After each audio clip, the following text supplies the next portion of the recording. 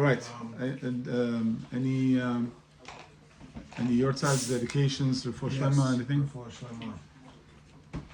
I'll give it to you in a second. Not in, sorry. You mentioned your grandmother? No, that's Lilu and Ishmat. I'm Yeah, saying first Lilu. Refuah Shlemas. Okay.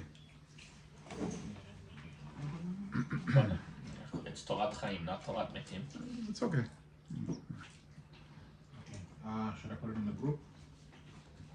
No, just tell me the names, whatever. I just want to mention. I'll put it in the group. It'll be easier. I'll tell it to you also. Tell me because I'm not seeing it. Nikadam Batsara. Nikadam Batsara, Refuah Shlema. Refuah Shlema. Let me start. Ready? One, Yeah. 2, 3. Okay. Nehema. Nechama. Nelly. Bat. Nechamaneli Bat. Jana Chaya. Jana Chaya. Refuah Shlema. Refuah Shlema. Okay, and Lilu Nishmat. Segula Bat Chana. Segula Bat Chana. Nuchata Bekin Eden. All right, so today we have a interesting topic that came to my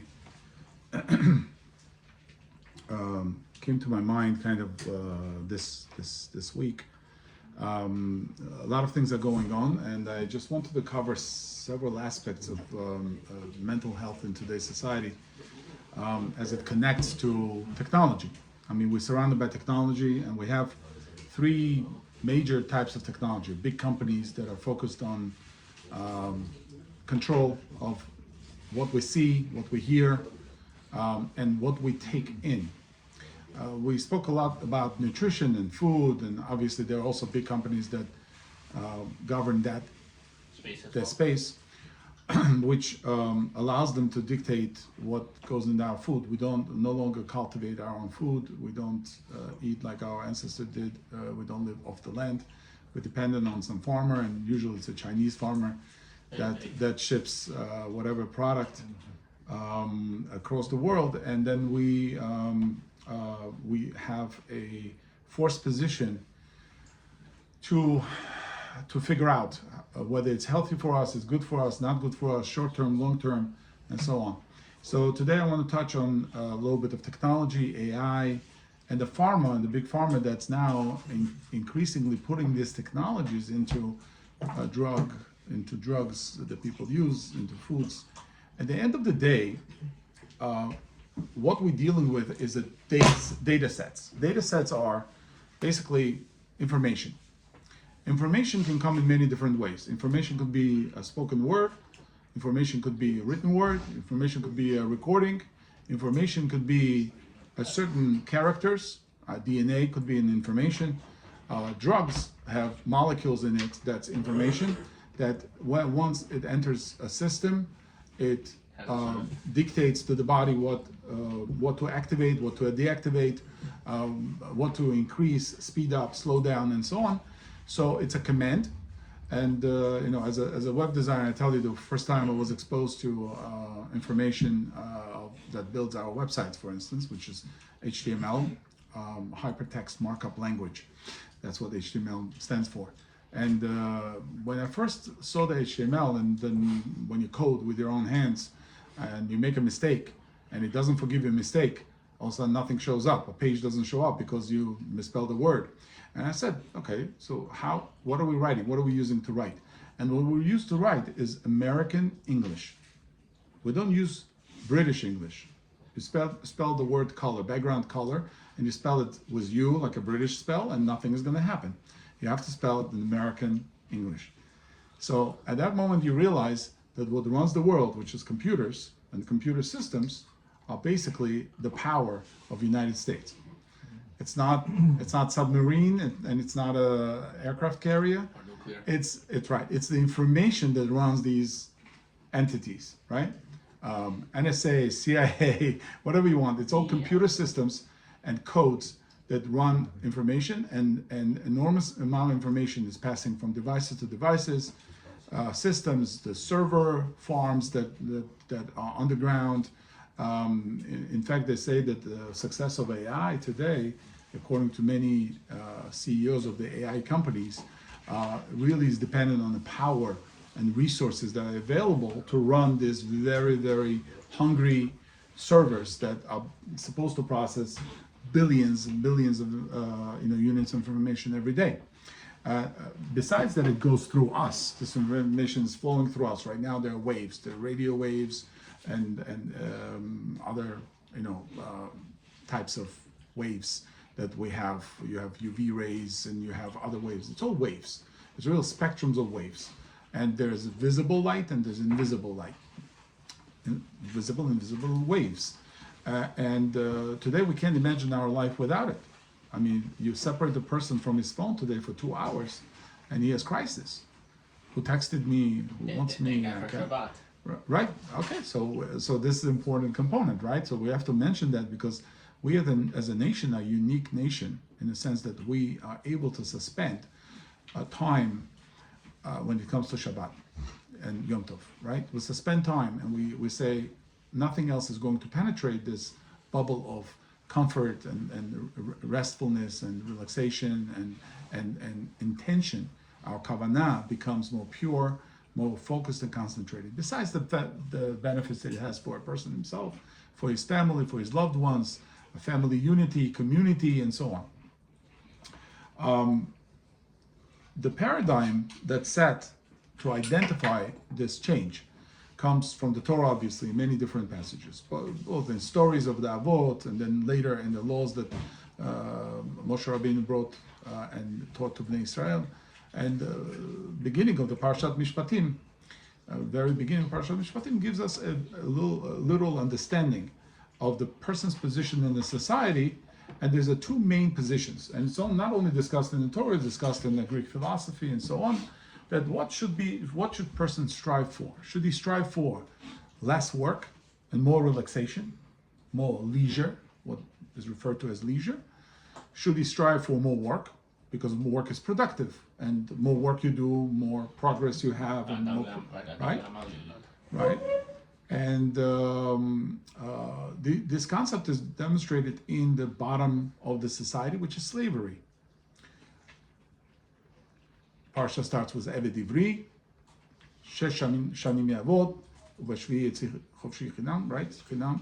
So meaning it goes out. The Torah says there's a necessity in a society to sometimes a person to create a situation of indentured servitude. It's called indentured servitude. It's not slavery in a classic understanding, but it's indentured servitude. I owe money.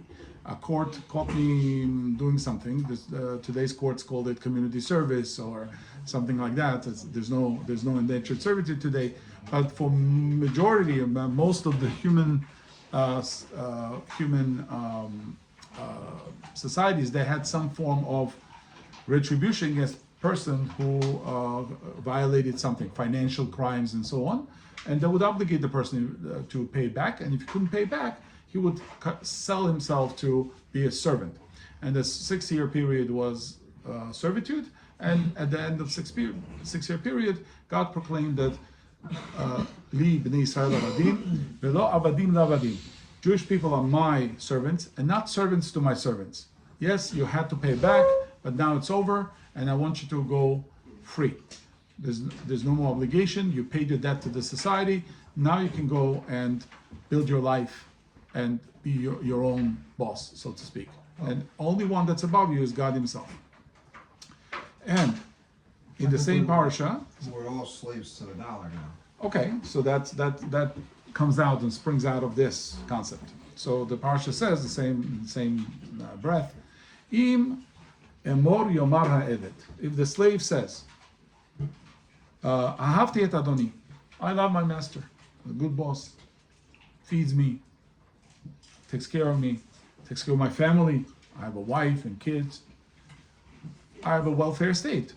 I live here without any problems, a roof over my head, food in my belly. Yes, from time to time he's going to order me to do something. I'm comfortable. I'm good. A lot of people at their jobs, right? They say it's a good job, right? I have 6 figures. Yes, my boss sometimes yells at me, right? And sometimes it's very stressful, right? But I'm okay. I provide for my family. It gives me perks. I get vacation time, whatever. And the person in the rat race stays in this circular life, and what departs from him is his personal choices, his personal freedom, right? He cannot really spread his wings. He cannot really think outside of the box. He's constantly in the box, an education box, workplace box, family box, whatever boxes the person has. So he says, I love my master. Ve'etishti ve'etbanai. I have wife and kids. I could never afford to have wife and kids outside of this system, right? Lo yetzeh chofshi. I won't go out free. I don't want to be free. I'd rather be indentured servant. V'yigisho Adonav ad Elohim. And God brings him to Elohim, meaning to Beit Din, or whoever represents the Torah, and v'yigisho al hadelet, and he brings him to the doorpost, right? Or el hamezuzah, to the mezuzah. Ve'ratza Adonav et ozno ve'martzea ve'avado le'odam. Right? And he serves him forever. He brings him and pierces his ear, and he serves him forever.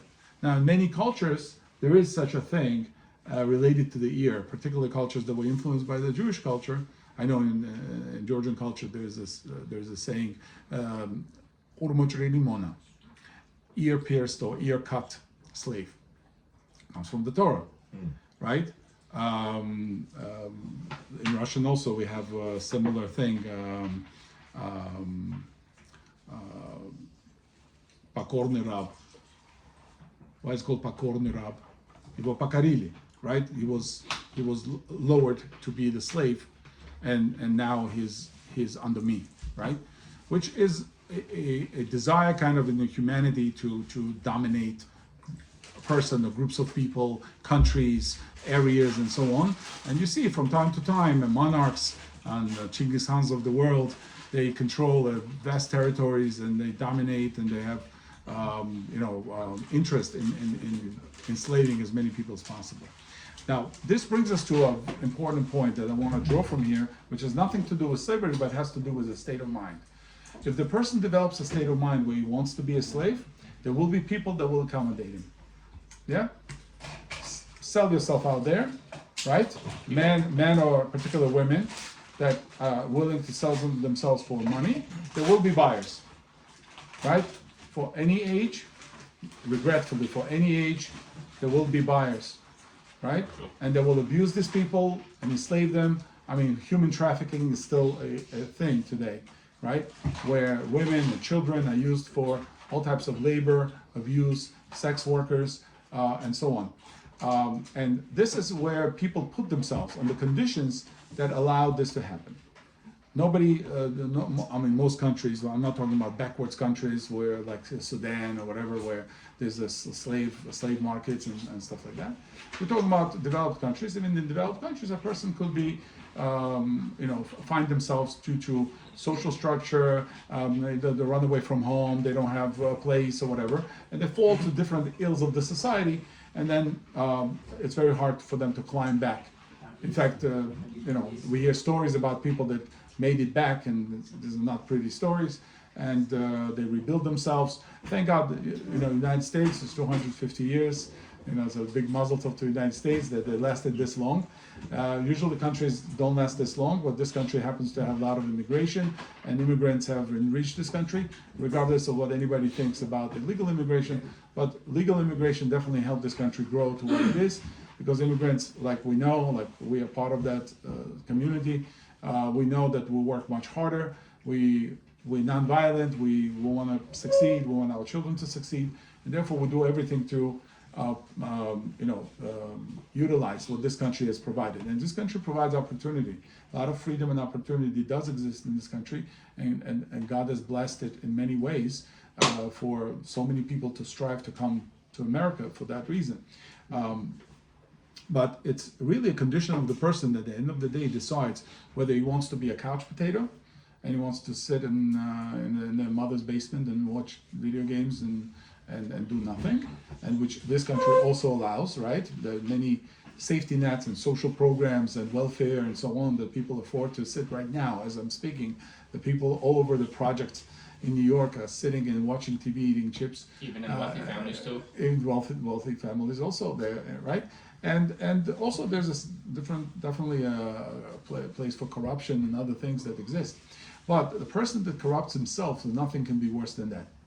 If it's due to situation and person finds himself in the dire straits, he lost business or whatever, and he ends up homeless or whatever. Yes, then we have a social responsibility in the Jewish community for sure, and many other communities, Christian communities. They see to these people and make sure that they bring them. I saw a movie about Mormons, regardless of what your opinion is of that sect of Christianity, but they have supermarkets that are free supermarkets. I mean, Baruch Hashem, we have in Jewish community a great amount of chesed and gemachs all over the place, and we help and everything. But in Utah, you go and there's a free supermarkets. If you lost your job, you come there and you shop for free. And there's a man and a woman that meet you at the door, and they encourage you to put as much food into your basket as possible, provided that when you get the job, you will pay the tithing or the 10% to the temple of Latter-day Saints, right? Which, okay, it's a biblical idea of tithing. We give maaser as well. Gemara discusses this. Gemara in Yerushalmi discusses this position of somebody who has so much wealth that he can sit and do nothing. It's interesting because it translates to our days. The Gemara in Yerushalmi says that tzemer means the wool. The woman should work, deal with wool. Wool was part of the mattresses and other things. I used to help my grandmother take out wool. All generation remembers the mattresses used to have natural fibers and wool in them. And we would take out every spring, we would take out the thing before Pesach, and we would wash the wool and beat the wool and so on and process it, put it back in the mattress. Everything was done at home. Everything was natural and non-synthetic. And so the Gemara says, what happens if the person is so rich that his wife can afford several maidservants to be at home? 1, 2, 3, 4, and so on. Arba yoshevet bekatedra. So Gemara says that if she has 4 maidservants, yoshevet bekatedra. Katedra is a type of chair that opens up with a leather in between. So cathedra in Russian, the professors would sit on a cathedra and teach in the universities in the olden days. She would sit in a cathedra. She can afford to do nothing. She has 4 women working. One is doing laundry, the other taking care of the kids, third is, right? A lot of rich families in Manhattan have several caretakers. One in the kitchen, one is the babysitter, one is whatever, and she just looks pretty and she goes out with her husband to Monte Carlo and she flies back and forth, right? Stuff like that. So it existed everywhere. In the olden days, it existed. So the people were enormously rich, and if they could provide that kind of help to their wives, should the wife then sit and do nothing? Does she have a right to do nothing? And Gemara says no. Rabbi Eliezer Omer, afilu ichnisa lo mea shpachot, even if it brings her 100 servants, right? Kofa la'asot batzemer. He forces his wife to do at least something, and she does wool. Wool is clean. It's not a dirty work. She has to be busy with something, right? Women used to crochet. Rich women used to crochet. This was one of their contribution to kind of family setting. Why? Because batala mivia lidei zima. A woman thinks illicit thoughts when she has nothing to do. She says, okay, what do I do now? Okay, let me go out, let me see what's happening, and so on. And one thing leads to another and snowballs into some kind of illicit relationships and other things. So a person has to be busy. That's the point of the Gemara. So we now know that a lot of people in this situation, like I mentioned, and you have younger people that are stuck at home with no prospects, no jobs. Yes, maybe AI is taking over, but not to the point where you don't have jobs. I mean, jobs are available.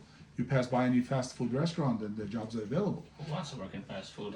So says you because you can afford it. But some people, $15 an hour minimum wage is not a bad wage for the life that they live.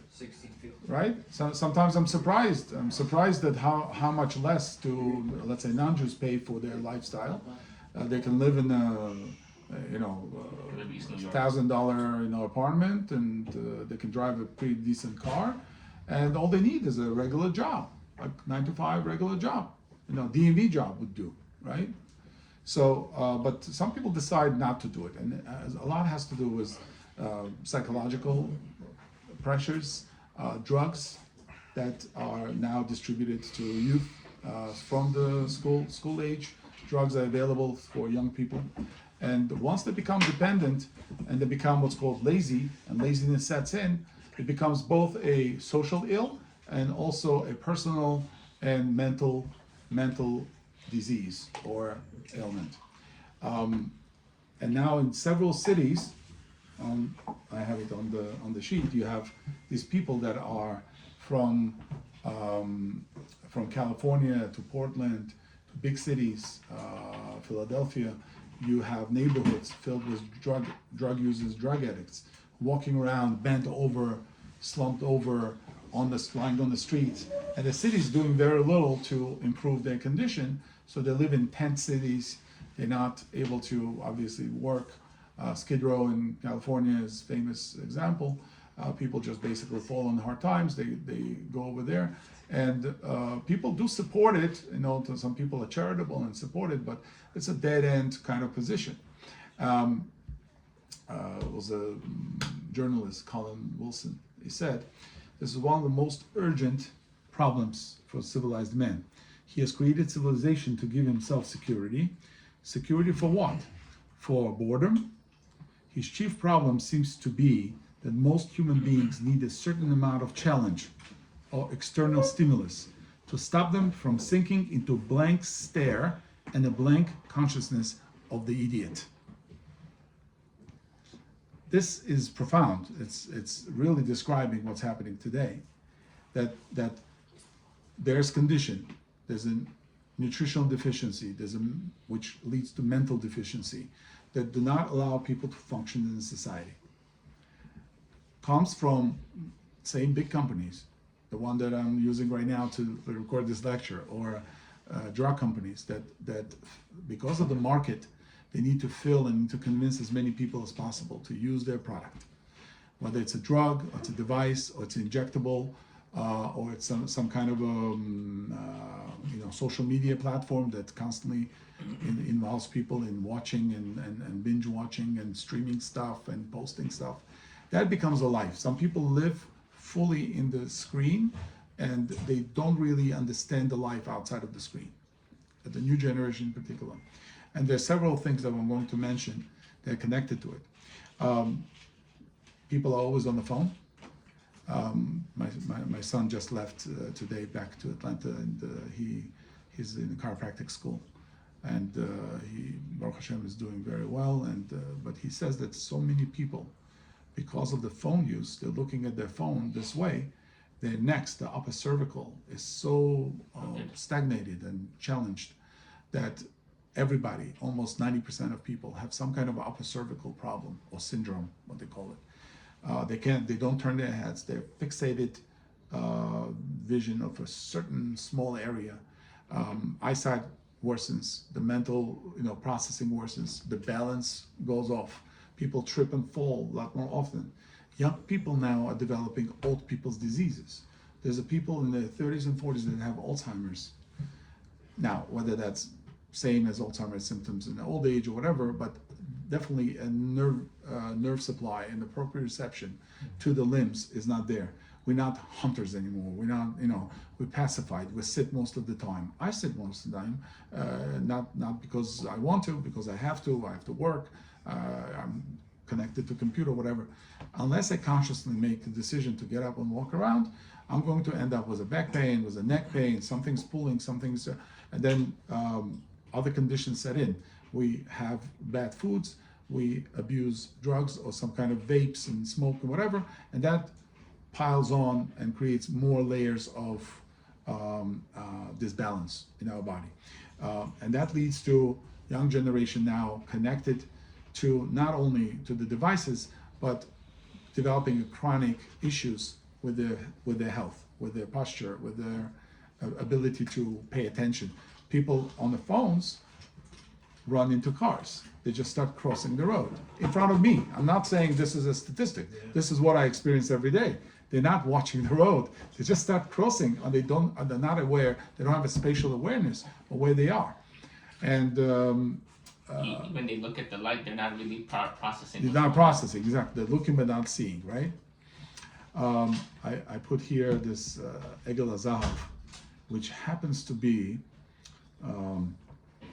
this is Novo Nordisk, this is Egel HaZahav from, right? And this is their logo. They make Ozempic. Right. So they see that there's nothing is by chance that they pick a certain logo to represent them. It's a Scandinavian company, but nevertheless, for some reason, they picked the Avodah Zarah that in the biblical times was considered the first ptur, or shedding off responsibility, right? When they got up and left, meaning they engaged in a promiscuous behavior, was to allow themselves in Avodah Zarah, to allow themselves a znut. That's what Gemara says. They did not do Avodah Zarah, but to allow themselves a znut. Right? Avodah Zarah is just the beginning of the process, and the person goes down to worse and worse, actions. And when they pick Avodah Zarah, we're basically saying, this world is what you want it to be. This world is not what you're obligated to do, is what you want it to be. Oh, you want to be skinny? Here's your Ozempic or Manjaro or whatever injection you want. Eat whatever you want. I know people on insulin pumps, they have the device now. Unfortunately, a lot of children walk around with this device. Anybody who's 50 knows that children do not need constant injection of insulin, right? But today there's insulin being pumped from the phone. A friend of mine has a daughter that has that, and he walks around with the phone on Shabbat also as well, because they say it's a danger if you don't give insulin or whatever. Who heard such a thing, that the child constantly needs insulin? And she runs up to the father and she says, Abba, I want donut or whatever. Oh, sure, let me add some insulin for you. He goes on his phone, adds some insulin gets pumped, go eat your donut. Right? It's a reverse of what's supposed to be happening. Impulse control. Right? You have this problem because you were abusing sugar and abusing, the processed foods. And now you're basically saying, oh, now I can eat whatever I want. People on metformin, which is the diabetes medication, they basically have this mentality set in because the big pharma and doctors, they create patients for life. They're not interested in curing anything because then they won't have patients, right? Sick person is the person who makes money, walks around with a dollar sign on top of his head. So we all fall victim to this, or we know somebody who fell victim to this. We have family members, we have friends that we know that are constantly pumping something or smoking something, or something's constantly going in as a chemical in order to regulate or dysregulate. Right? If I take ecstasy and I want to go clubbing, so I'm trying to dysregulate myself, excite myself, right? To engage in activity that I normally would not engage, right? I have to get into it. People that take injectables of all sorts, they say, I tried diet, I tried whatever, I need to look good because my psyche tells me that people are judging me. Nobody cares. The truth is, nobody cares. You can wear a t-shirt and shorts and go out and nobody cares. But people build in their mind the persona of themselves that unless I'm skinny and they become bulimic, anorexic, right? And these are already mental diseases. These are not physiological diseases that happen because of some dysregulation. It's a mental pattern that keeps being applied to the physiological state. And they decide what not to eat and what to do not to do based on their challenged psyche at that point.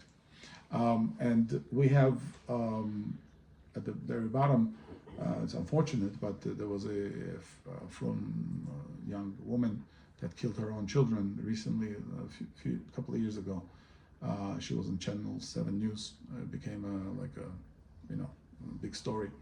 And we're going to read on Tisha B'Av this passage in Echa, Yedei Nashim Rachmaniyot Bashlu Yaldehem, that merciful women who are known to be mothers and merciful, they cooked their own children because of the siege of Yerushalayim.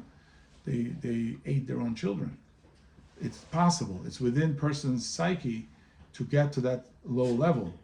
So Yirmiyahu is screaming out and says, what's happening that women, which is absolutely against laws of nature, would take their own child and consume their own child.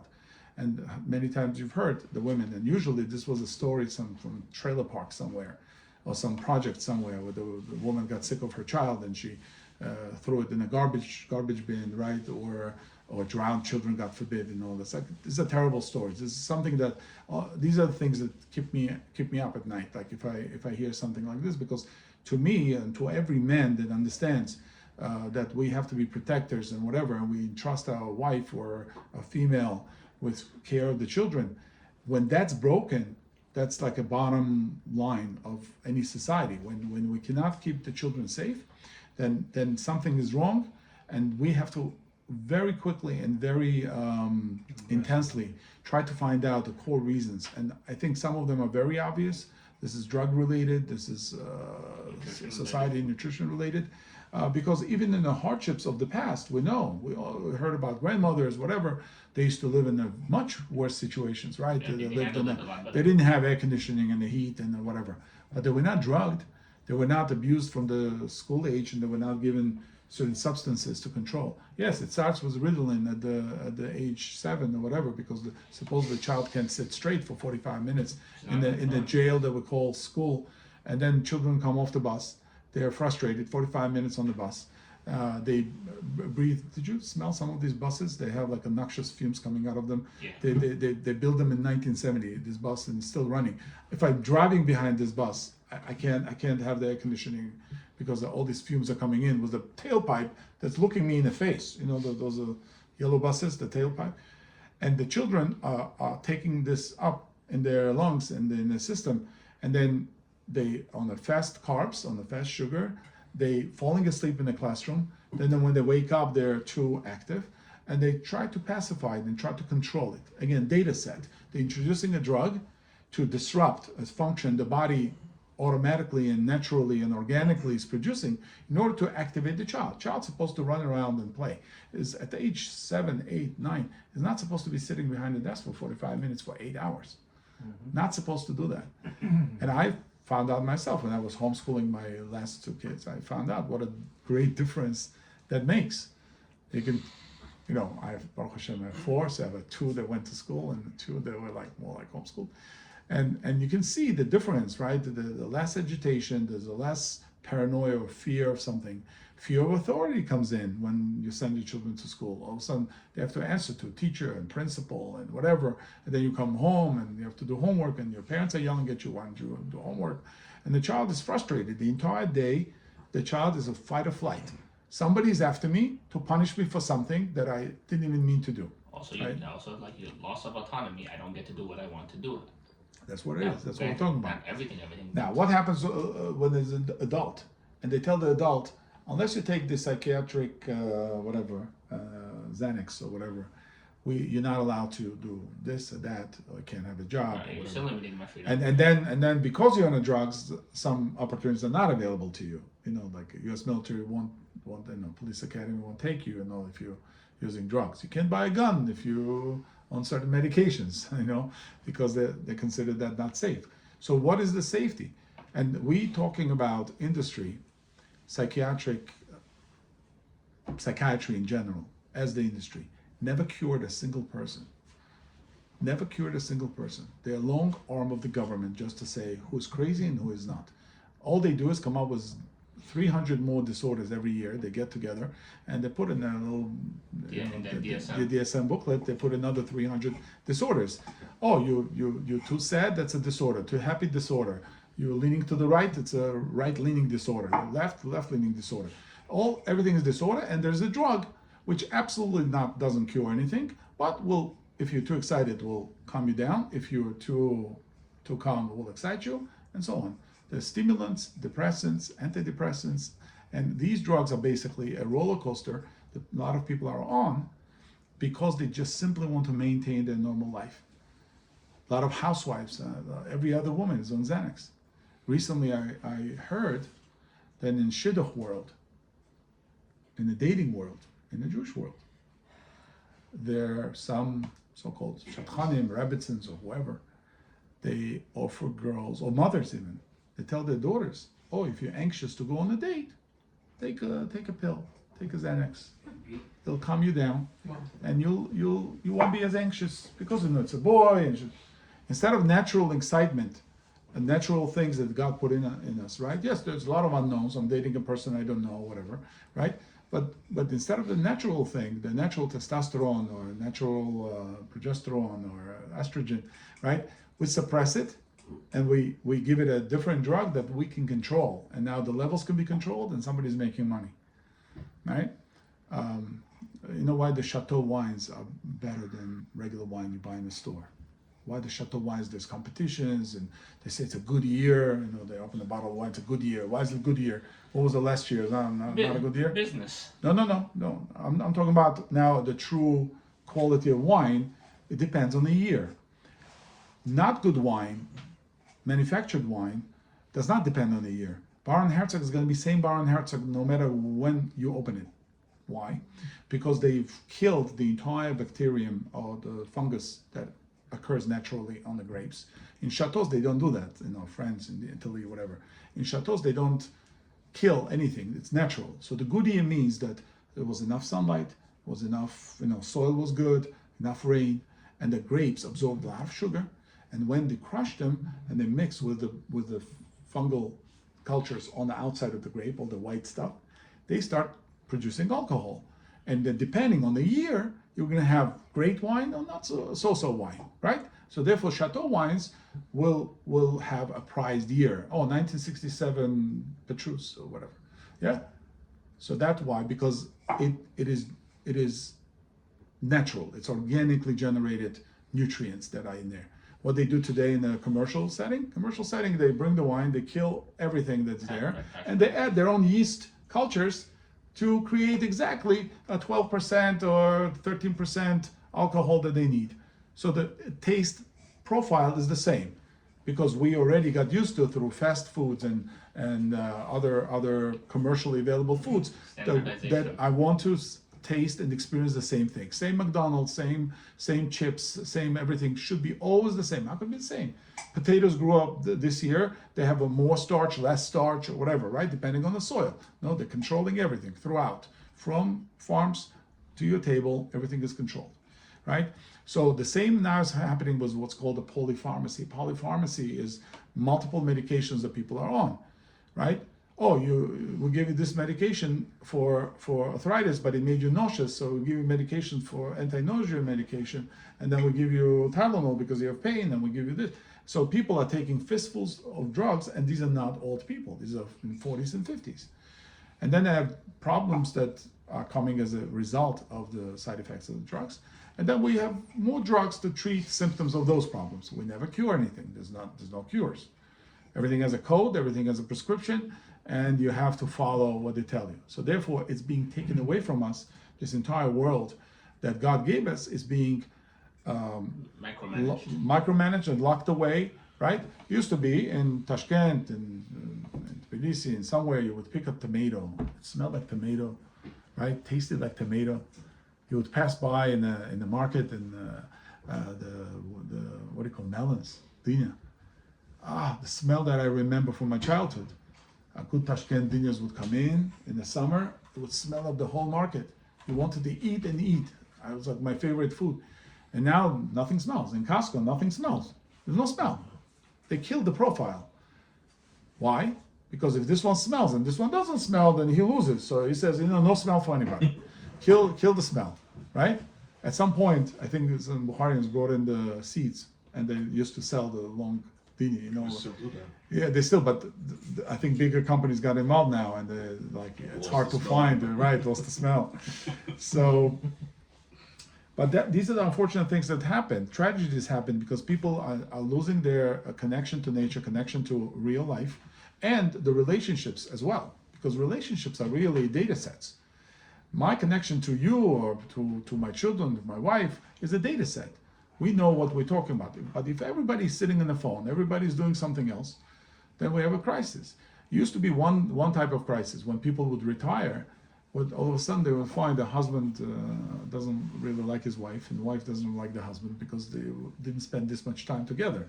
He would go to work, she would go to work or stay at home, and they would meet at the dinner time and everything was fine. But now that they spend every time, they start bickering and whatever. And that was it. That was the extent of the psychological psychological weight of old age and retirement, right? Today, you don't even know if people can exist without, like, if you take away one component, they may fail. If you take one source of support, they might fail. They won't even be able to recover, right? And children are living with their parents longer and longer, thanks to Obama, who made 27 years cutoff for insurance. And why should I leave? Because the rent is what now? $3,400 for a 2-bedroom, whatever. Yeah, Sometimes even a 1-bedroom. even 1-bedroom, right? So how do you expect a young man who has been only interested in video games and been pacified with drugs to find himself enough stamina to go out there and make enough money, right? And other problems also happen from that. People go into areas of crime, financial crime, and other things in order to make ends meet because they don't know how to do it in the proper way. They don't have focus and concentration and ability to think. And all amounts to value. We're losing value, a human value, right? Because if something replaces it, then our bodies don't need to generate. Let's say if the person is on PPIs are protein pump inhibitors. He goes to a doctor, and every doctor loves to ask, "Oh, do you have a heartburn?" "Oh, yeah, I have a heartburn." Everybody has heartburn. You eat something wrong, I have a heartburn. So what? "Oh, doctor says, no, it's very, very serious. It can damage your esophagus or whatever. We need to put you on PPI. PPI could be, Prilosec, for instance, right? For argument's sake. What it does, it kills production of acid in the stomach. So when you don't have enough acid in the stomach, then the food does not break down. Vitamins are not available. Your brain doesn't get what it needs to get. Up there, no vitamins. Down there, no vitamins. And the person becomes a half of himself. Just not to have regurgitation and a GERD, what they call the GERD, right? Oh, it's uncomfortable. Uncomfortable? Drink some apple cider vinegar, it will go away. Don't fill up your stomach when you eat, it'll go away. Lie down on the left side when you go to sleep, it'll go away, right? Use alkalizing thing, use a little bit of baking soda, do the thing, it'll go away. An hour before you go to sleep But after not a meal. Right, now not any doctor is going to recommend that because the doctor has a drug to sell. Because is commanded to do so under his license. He has to, and it's not a crime for a doctor to know the cure and not to tell the patient. You know that? Doctor knows the cure. For instance, a weight loss and exercise can help person get rid of type 2 diabetes. Everybody knows that. It's papers upon papers that are written on it. What is it? What is Type 2 diabetes. Weight loss. Insulin resistance. So weight loss, proper diet, exercise can totally eradicate type 2 diabetes. Not type 1, where the beta cells in the pancreas are not making insulin, but if you're making insulin, you simply have insulin resistance. Very simple cure. There are papers written on chromium and vanadium that's missing in the diet due to a war on meat. The people don't eat meat. Liver is becoming, even in the kashrut organizations now started doing this criminal thing, and they don't sell you a fresh liver. So I go to Bukharian stores and whatever, they give me fresh liver. So I prepare myself. Why are you cooking liver for me? Who are you? I know halacha. I know how to do it. Leave it up to me. But now they pre-cook it for you. So I don't know where they got this liver, how they cooked it, what nutrients it has. Maybe it's been sitting there for 3 months. I don't know, right? And what happens is you now have lack of nutrients. You don't have what you need. Because believe it or not, for business, it's much better to sell carbs. Carbs have like 1,000% markup. You make pizza. How much is to make pizza? A pie of pizza? $3 commercially, right? They sell it for $20. Yeah? That's a great markup. Nothing gives you, the burger restaurant doesn't give you, steakhouse doesn't give you that kind of markup. So everybody goes into carb business. You have noodles and sushi and it's all carbs, right? Life runs on carbs. French fries. French fries. Again, trust me, you're not full. If you pound out 2 steaks with absolutely no bread, no fries, Yes, no nothing, you won't feel the same satiation if you had only like a quarter of the meat and again only a slice of bread. Right. I'm saying the bread is what closes it. That's why we have birkat hamazon for the grains, no? That's true. It's not the same satiation. First of all, the bread is not the same bread. Like obviously not. I eat sourdough bread, which is completely different. And I used to eat regular bread and bagels. You know, every time you go to Brit Milah, there's bagels, whatever. Okay, fine. But you'll feel right away inflammation and some discomfort and whatever. People have celiac and other problems that they used to not have, because if you look at the bread ingredients in the store, you'll find 30 different unnecessary ingredients in the bread. And we stopped doing that, and thank God, you know, we have much easier time with this bread. You're right, bread is satiation, but when you don't have any meat in the rations, the children jumping from pizza to French fries to whatever, and the meat, maybe on Shabbat they have something, and the mother has to force him, Right, then you have a problem, right? Ventrophobia, inflation phobia. Yeah, right. So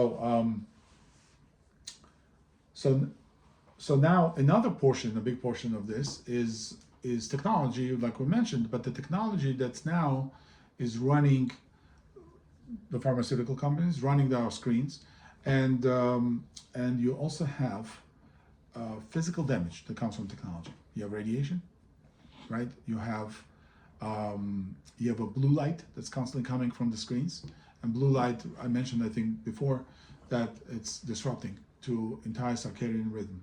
How many people do you know that go to sleep at 2 in the morning, 3 in the morning, right? Night owls. I mean, I do it because I have a deadline project from Israel, and I have to like stay up to speak to somebody at 7 o'clock in Israel. Okay, fine, once in a blue moon, so I'll stay up. But regularly, young children, when I was growing up, right, and you go to sleep 9 o'clock, right? Today, my grandchildren stay up till 10, 11, like, you know, like some nights, right? Why? Because the stimulation. They watch a cartoon, they watch a screen, it's a blue screen. Yeah, Apple has a night mode where it changes colors to more softer, you know, yellow colors. But it is disruptive. We don't see sunlight a lot because people are indoors. Offices, as much as you think that they have windows, all windows are UV protected. They're dark UV protected windows like your sunglasses. So they're not getting the UV rays, UVA, UVB rays are necessary for your circadian rhythm to work and to generate serotonin during the day. And if you don't generate serotonin during the day, you're not making melatonin at night. So that's why people are easily staying up till 2 in the morning. And until the body is physically tired and wants to like drop, nothing is happening. And that becomes an issue of today's generation. It's definitely an issue. Is the daytime lights the ones that are Yeah, everything, even these lights. None of it is good. These are all manufactured. Just by the way, the biggest conspiracy that's absolutely proven is when Edison and other light companies got together and decided to shorten the lifespan of the light bulb. Today in California, there's a fire department in California, a famous fire department, where there's a light bulb that's been on since the electricity was invented. Yeah. Like when the light bulbs were invented, they have one of the first light bulbs still on in the fire department. It means if they wanted to, they could make light bulbs that last forever, but they put limited, right? So they put gas in there. They put freon, whatever, not freon, the inert gas that's supposed to help coil from burning out, but they put less. And so in time they want to increase, they want to control you, they want to increase. Oh, buy this one, lasts for 7 years. Goodness, nothing doesn't last 7 years, right? You change all the light bulbs and cost you like arm and a leg now, and nothing. Incandescent light bulbs are very hard to get. They're coming back in, you know, like GE had incandescent light bulbs, so those are coming. They're softer, they're easier to grow up with them, right? But what happens? These are all stimulating and disrupting, right? They stimulate us, they activate us because you know, in America is a country of competition. You know, 24/7, right? Everything has to be on and running as much as possible. Europe is still pushing back on it. Some countries, they have siestas in the middle of the day. They push back on that competition model because this culture is very important to them. And it's coming back. By the way, the good news is it's coming back. The European Union is not allowing some of the American foods. Skittles was the famous case where they said, I'm sorry, can't sell Skittles here because you have too many ingredients. Because somehow when I buy Skittles in London, there's kosher Skittles in London, and you see only like 5 ingredients in the Skittles. Same Skittles, tastes the same. Why do I have 55 ingredients in America and only 5? Because there, European Union cracks down and says, I'm sorry, you can't use red 40, you can't use blue coloring and this and that. Use natural stuff, right? So the colors are not as bright, so what? So you have a pleasure of the candy, fine. But everything's controlled, from lights to sugars to taste notes and in every food. They use salt, they use fat, they use sugar to basically entice you to eat bags of chips and other things. So big next part of it is AI. Now it's coming in. I don't even know what the world is going to look like 10 years from now, 5 years from now, right? 3 years from now. Right. Joe Rogan had a guest, an Indian guy, the CEO of one of the AI companies, and he basically was saying that he himself doesn't know what's going to be. And I recently watched a video of a guy who said that in Silicon Valley, there's two types of people. There's the tech guys and there's the AI guys. Tech developers and AI developers. And now it's a very popular thing. Everybody wants AI. Even as a graphic designer, they're sending me jobs for AI training. I can't be just a designer. I have to train the AI to create the designs, because why would they constantly pay me? They use me to train the AI. And the AI is going to be smarter and smarter every day, being able to perform all types of works. And now Elon Musk famously came out and said that there will be no jobs in 10 years from now, as we know them, right? No jobs. Nobody's going to have a job. Doesn't it inching in closer to that slave that wants to stay in the master's house? We're all going to be like, okay, fine, no jobs for me, but feed me, right? Who's going to feed you? Government's going to come, okay, fine, I'll feed you, but you have to do these things. Jump through these hoops, then you can live in my society. And becomes a very controlled 15-minute cities is going to be a laughing thing compared to what's coming due to all these robotics and AIs. Now, there's a good part to it. I actually like some of it. I make money doing it because I create images and AI images, and it's good for my business, and it does liberate you in some ways. I write a lot, so I will use AI as a tremendous resource for references and notes, research. I can't look up everything, even digitally, even on Google. Today it's like you're in a stone age trying to look up something on Google. Why? Tell the AI to give you the research and everything, and gives you tables, organizes it, presents it, right? It's a wonderful thing. So nothing is evil within the technology itself. It's how the people use it. So whose hands is going to fall in and how they're going to abuse it, let's put it this way, abuse it, that's how it's going to be. So right now we see a simple FIFA ball that's chargeable, has a chip inside, and now they can detect a touch, a punch, a hit, and whatever, and they can now investigate and trajectories and everything. And now, like we were discussing before, the game of soccer as we know it is dead. Now everything's going to be examined by computers and whatever. You can do whatever effort you want. And 2 hours later, they're going to say, I'm sorry, the red card was not a red card, you touched that, they banged over there. So what happens to the human acumen in all this? How do we as human beings survive where the human input is considered subpar, imperfect, right? True, we've used many technologies. Let's say, nobody says reinvent the keyboard, start doing zeros and ones to type a letter. Nobody says that. We take this as a module, we plug it in, it makes our life easier.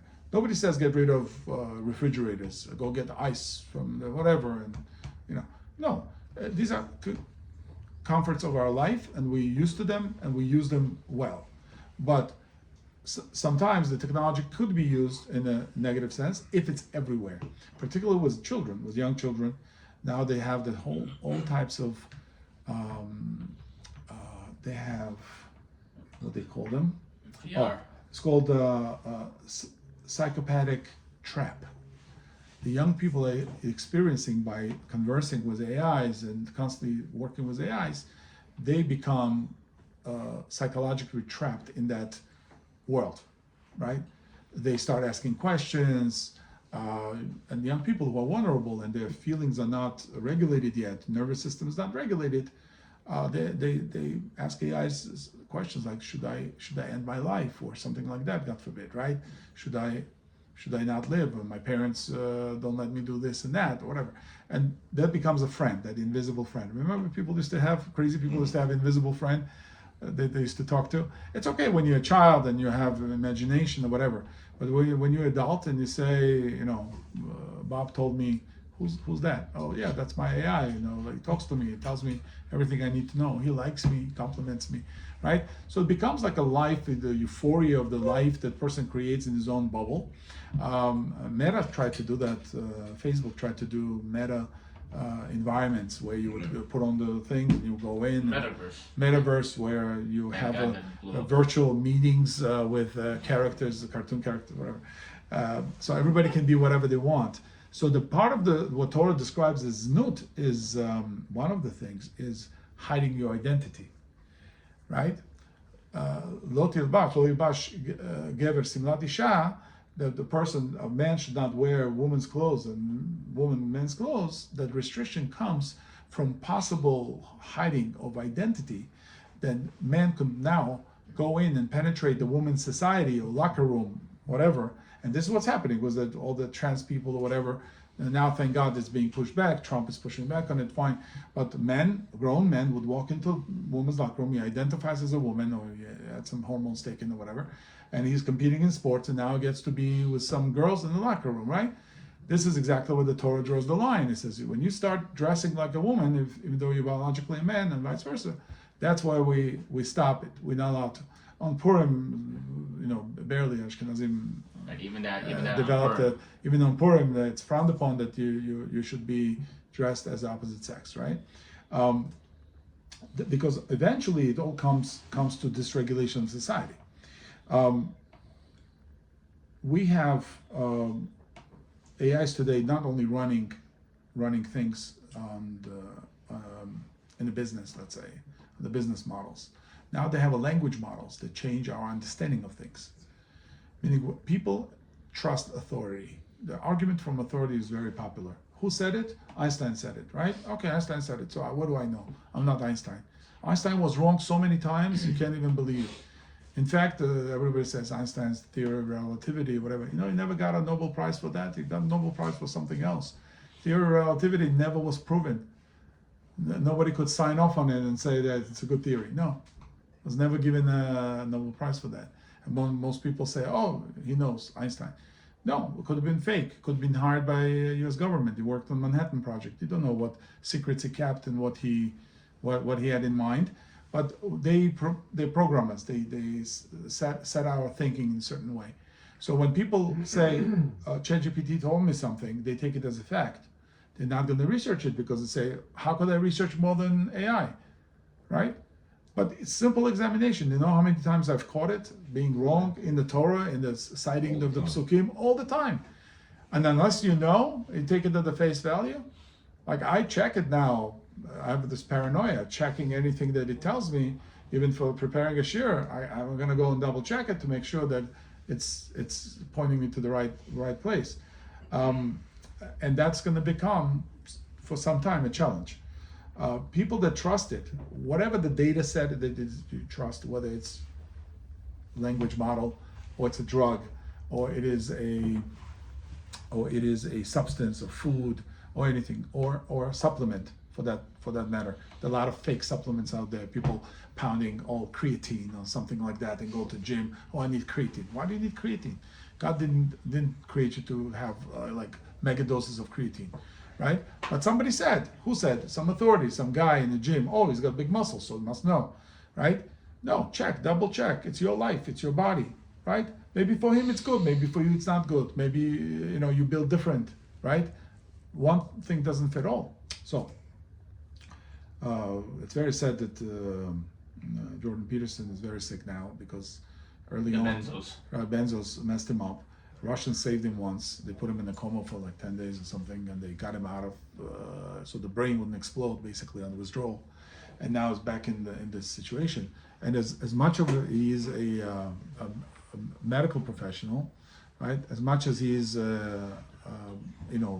well respected, and he's a smart person, as a philosopher in my opinion. but he does not realize the dangers that lie behind his own industry. He says, I'm a clinical psychologist, and he trusts the drugs, and he takes it. That's a data set he takes. He trusts it. It's an authority that told him from the young age, oh, these things help, whatever. Besides of things that make sense, we also have things that don't make sense to us, but we do it on autopilot because that's how we're raised. Just for now it works. Yeah, this is good for you. Go check everything. You're a human being. You have a brain. So benzos did mess him up, and the way the benzodiazepines work, I have a picture here, which is normal connection of the neural connections. By the way, we don't know much about neurology. We just a lot of it is assumption, but SSRIs, for instance, select serotonin reuptake inhibitors, right? It's been havoc on the, yes, it helps some people who are absolutely off the wall to be able to live in society, but that probably was caused by other damages and other things that happened. And then doctors left was the only option to give them some very strong psychotropics or whatever. And it keeps brain engaged. You see those people walking around smiling for no reason, right? So these are people that serotonin is being pumped and it cannot be withdrawn, right? There's no withdrawal of serotonin. It's a reuptake inhibitor, right? It has to be reuptaken, and the drug inhibits it.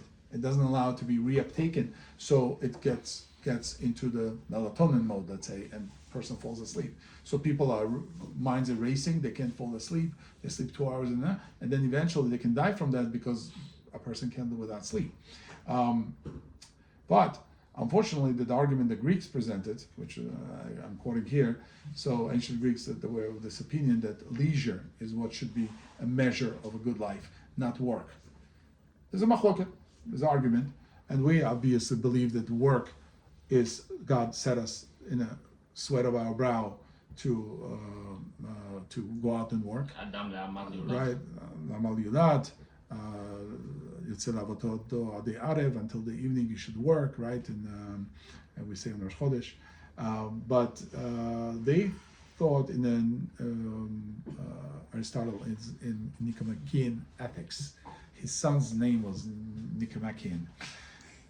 Probably got beat up in school for that name, but he wrote the Nicomachean Ethics. I have the book, I read it many times. And there he talks about friendships and social relationships, and he says that leisure is really what decides. Meaning, don't show me your Mercedes, BMW, or whatever. Don't care for that. Tell me how much time you can spend on your side like this, resting, without any care in the world. If you can spend more time, then you are better than me, because you have more leisure, right? Remember in the 80s and 90s, they would say, a 30-year-old guy, 40-year-old guy is on the golf course in the middle of the day. Say, oh, what are you doing on the golf course? I'm retired. Oh, you're retired? Yeah, I made my millions. I sold software company or whatever. Now I'm retired. I play golf. This is the biggest ill of the society of a 30-year-old guy to be on the golf course, right? Well, what about all those homeless people standing there on the side? Right, but they don't have a choice, right? The golf course guy is there on purpose, right? But you shouldn't have anything to do in life. You don't want to do things because it's important to do things for a person, right? You just rest. But the Greeks said, yeah, why be in more discomfort and pain? Be in more comfort. Be healthy and wealthy. Why be poor and sick, right? And in a sense, they're right. Meaning in a sense that to some point you work, and then you have to have a rebuild, restore of your functions, right? So we understand. Have good sleep, have good food, have restful time, no problem. But the person has to feel responsible to go out and do activities, produce, and engage socially with other people.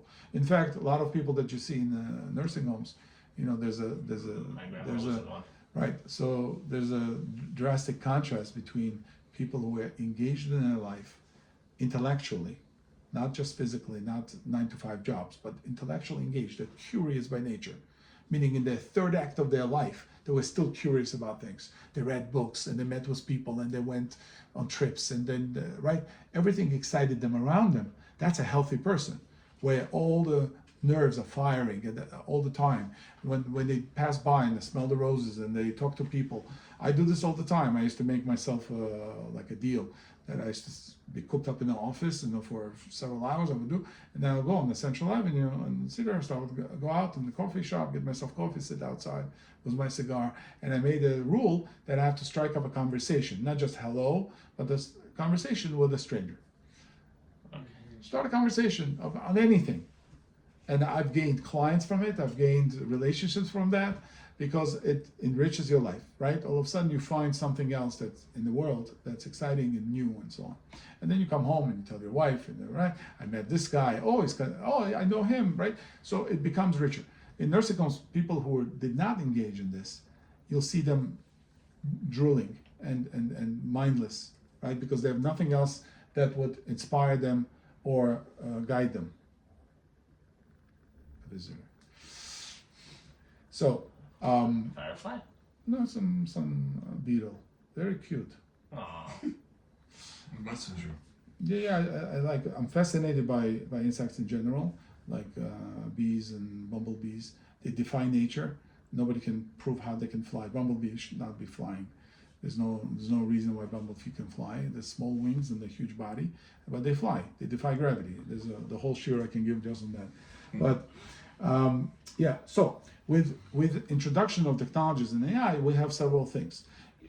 Ills. There are also pluses. Like I said, there's pluses. It helps us work faster and better. And if you take advantage of the pluses and you don't let minuses creep in, then you're good. A lot of fathers guard their children from being exposed to whatever they do. They don't let them watch their screen. They don't let, right? The child comes into father's office. Father says, I'm sorry, I'm working, I'm busy. You have no business being here, right? It's not for children, right? And they guard them. Biggest CEOs of company, that Steve Jobs himself used to block these children from using devices. And he knew, because he knew. If you read the agreements that you sign on your phone when it comes up from time to time. Right, terms of service. Terms of service, go read them. And if you go deeper, you're going to see that the iPhone is not supposed to be put to your ear. The Apple says, we don't recommend you put the iPhone to your ear.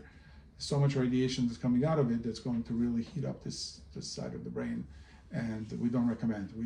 30 inches from your body. That's how it's supposed to be. Don't put it in your pocket, they say. Put it away. They saying it, right? It's from the horse's mouth. You hear this, right? So you have inability to recognize crisis. This is a new thing. It's a brand new thing. I don't know where it's going, but there's a certain embedded inability to recognize crisis. When a person is in mode of talking to AI, they don't understand the true ramifications of their actions sometimes. They say, should I take this? Should I drink this? Whatever. And AI is very careful. I talk to it all the time. And it'll tell me like, no. Even though you think it's safe, may not be safe, because they also have liability. They don't want to be pushing people off the cliffs, right? But you can program it. You can manipulate it to say things and give you answers that you like to hear, right? Let's say when I argue with ChatGPT, I have in my profile setting that please don't patronize me in any way, don't agree with me unless I'm right, argue as if you're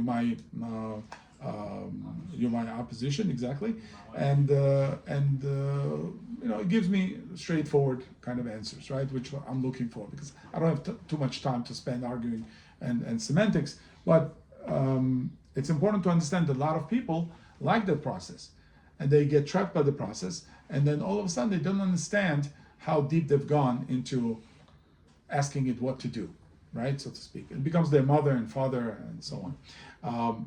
I already mentioned that psychopathic trap, which people get into, worsening of depression and isolation, because if you spend more time with those devices and programs, you're also spending time indoors, not going out, not interacting, don't get sunlight, don't breathe fresh air. So eventually your oxygen levels decrease, you set hypoxia, people are prone to fainting, prone to depression, melancholy, and so on. Then you have a privacy vulnerability. You're letting the system know everything about your life. Recently somebody quantified it and said, in most cases, AI knows more about your life than you know yourself. Meaning you've forgotten, you mentioned something and then figured out that that's part of your life, and it can remind you about past things that you've done, meaning through a long interaction that you yourself forgot. It means you're not aware of things that happen in your life more than it is. And the heightened risk for youth, obviously, because they can't manage it in a way that adults can, right? So, what's the bottom line? How do we, in a short, segmented and fractured way that we've presented this, what is the way forward in order to eliminate as much of these influences and benefit also, obviously, and not let this creeping into areas where it doesn't provide benefit. So one of the things that Carl Jung here said, Carl Jung was obviously deeply involved and understood things that most psychologists today don't understand. So he said famously, the wholeness that comes with intoxication, wholeness, right? That comes with intoxication is illusory wholeness with a numerous power, meaning numinous power, which dissolves when one sobers up. Meaning, if you're intoxicated, if you drink, if you have drugs, if you have certain toxins regulating you, when those things go away, it's a lot more exciting. This is wonderful. Engage with the real world and life.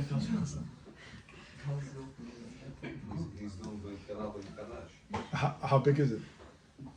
Like maybe 100 of them over here. Really? We're infested. Just watch your. That's how you know it has real sugar, because kids don't go to fake sugar. Yeah, just watch your food. If you feel a crunch, there's a problem. Because you pet the beetle. Oh, send the message. They started saying, "We are family." Mike, you leave it. So There's something in there. There's something in there you could spray, but it's gonna get oil. I'll leave you with this thought. So the search to repeat the experience begins and is not one that is readily given up. Meaning, you have to understand when you are intoxicated, when you're sober, in every sense. Whether it's from drugs, from situation, from environment, or whatever. And you say, I'm not myself right now in this environment. Okay, could be because I need to be involved. The stressor that comes, I have to deal with it. But then when you sober up, you have to know the times when you're sober, when you're focused. And those times will teach you when you're stepping off the right path, right? When you psychologically or mentally or health-wise, you go off the right path, then it teaches you and gives you a memory of what it is to be normal. So when you catch yourself and say, I'm feeling good right now. I had food, I had drink, I'm balanced, everything's good, I love everybody loves me, whatever. This is what I want. This is where I want to come back to. So then that becomes a template that you live by. And this is an antidote to anything that tries to take you away. And then your brain already thinks, do I need it? Do I not need it? Is it something I need or something I want? Right? There's needs and there's wants. Right? A person can lie to himself. Oh, so if you think that ChatGPT is your friend, get a new friend and ask that friend the same question you ask ChatGPT and see what kind of answer you're going to get. So the same CEO of the AI company, forget his name, is the Indian guy. Other one, Satya Nadella?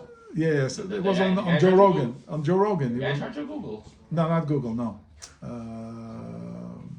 Shamath Palipitaya or whatever his name is. No, is which AI was it? One of the AIs, and he said basically that you can flip the script in the schools, and you can start training students not to answer questions, not to answer questions on tests in a dumb, mechanical way, but to create questions. Whoever creates best question wins. So that's an antidote to AI, because AI does not create questions. You have to ask AI questions, right? It gives you answers, and then you say, okay, what do I know? That's the answer. But when you create a question, right? You create the real question. You create a question based on puzzle that you have or question mark that you have. So then you're able to think and analyze in much more healthier way, and then come up with real organic answers to the question rather than something that's fed into the system. All right, we'll stop here. Thank you for your attention. ברוך אדוני לעולם, אמן ואמן. Amen. Somebody has Kaddish to say? רבי חנניה בן Anybody הקשה says Kaddish to say? נאמר אדוני חפץ למען צדקו יאדיר תורה ויאדיר. Kaddish. Amen.